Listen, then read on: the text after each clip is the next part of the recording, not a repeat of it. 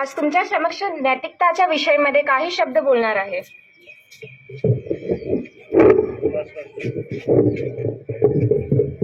नैतिकता म्हणजे धर्मानुसार विचार करून कोणाची अहित चुकूनही होऊ नये यासाठी आधीपासून बाळगलेली सावधानता। नैसर्गिक नियमानुसार विविध गोष्टी आपल्या आजूबाजूला घडतात, त्याच्या विविध व्यक्ती विविध निष्कर्ष काढतात, पण सत्य तर एकच आहे, म्हणून हे विविध निष्कर्ष त्यांच्या बुद्धिमत्ते प्रमाणे सत्यापासून कमी अधिक दूर राहतात।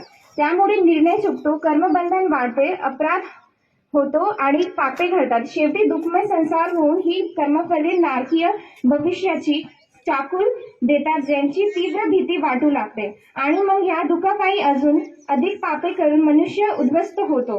हे असे घडू नये यासाठी आपल्या ऋषीने आपल्यावर अत्यंत कृपा करून समाज रचना निर्माण केली। त्या समाजात काही बंधन निर्माण केले, जेणे करून नकळत कर्माच्या उल्लंघन होऊ नये।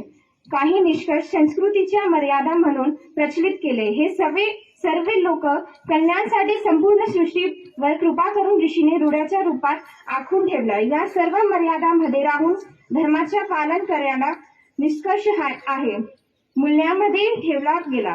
त्या मूल्यांना नैतिक मूल्य म्हणतात। या नैतिक मूल्यांच्या आधारे व्यक्ती प्रवर्ते भेद व योग्यता निश्चित होते। हा भेद आणि योग्यता समाज रचनेत सर्वत्र अधिक आवश्यकता आहे, अन्यथा निर्णय हमखास चुकतात।